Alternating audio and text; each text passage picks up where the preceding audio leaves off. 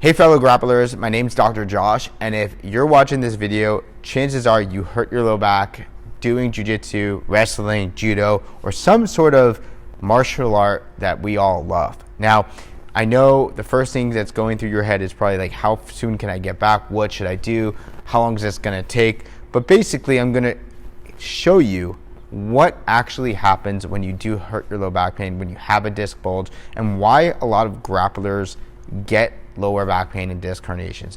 I think first things first is we can always talk about incorrect warm-ups. We could talk about incorrect stretching. We could talk about a lot of these exercises and therapies and I guess you could say weight training ideas that you're probably doing or not doing in the office or outside in a gym setting or with a trainer. But basically, most of you and most of us are pretty physically active, and many of us do not have financial means to a trainer, or if we do, we can't always go to one all the time. So what we notice is that a lot of patients get lower back pain because of jiu-jitsu and the improper training styles.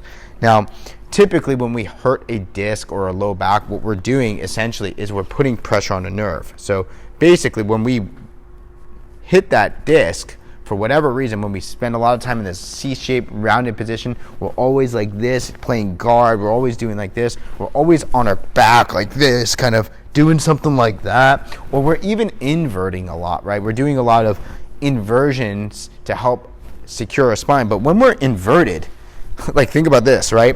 This is our neck right here. This is the back of our head. This is our neck. And if somebody's stacking us like this, we're literally in this like ultra C-shaped position. Our hips are right here on each side. So our hips would be here and here. It would be like this. And we're really trying to fight from this C-shaped position. We're trying to extend back. So while in the meantime, somebody's jamming our spine and they're compressing our spine, and we're trying to exert a force backwards on that individual to help alleviate that improper type of position, right? So what tends to happen is that when we are in this hyperflex position from driving, from sitting, from desk work, and then again from this type of positioning, right, from jiu-jitsu and grappling, coupled with maybe improper training styles, what happens is that the disc ends up bulging like this, and they can hit the nerve.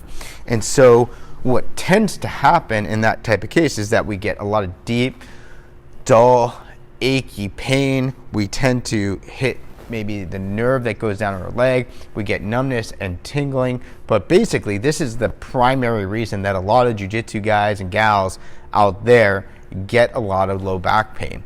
Now, a lot of people are going to say, it's because I need to be more flexible, I need to do that. I really disagree on some of that personally. I think it's really more about learning how to create a functional spine, because there's no such thing as a neutral spine in sport, right? There's a neutral spine when I do stuff, and you should learn how to create a neutral spine by, I guess you could say, adopting a better program with hip mobility and abdominal core strength and stuff like that. But you getting more flexible is not going to fix this problem. But what might fix this problem is doing some extension based work, right? So things like on our backside, the posterior chain, getting our glutes firing, get our hamstrings firing. And in jiu-jitsu, there's a lot of like hamstring biting down that we do. And these hamstrings help pull our pelvis in the opposite direction. They help rotate it backwards a little bit, so helping to counteract some of that tension that is put onto the low back.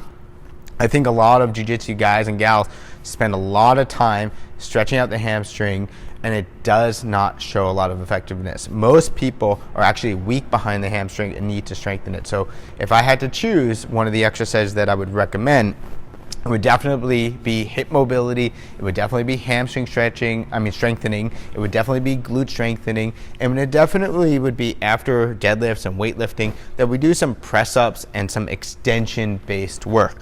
But basically, you're not going to stop yourself from getting stacked in a jiu-jitsu match or like that type of match. It's just going to happen. So you're gonna have to learn how to deal with that and fight out of that properly based off of your style, your body type, and stuff like that. But basically, this compression that occurs within the lower back can cause a lot of problems, and it could take a while for you to even come back to jiu-jitsu in a proper sense. So it's really important that you train really well, and if you're watching this video, chances are you're probably already behind the 8 ball and you hurt yourself. So what we need to do is learn how to alleviate the pain, and in other videos we're going to show you how to do that. But basically, this is how a lot of grapplers get lower back pain.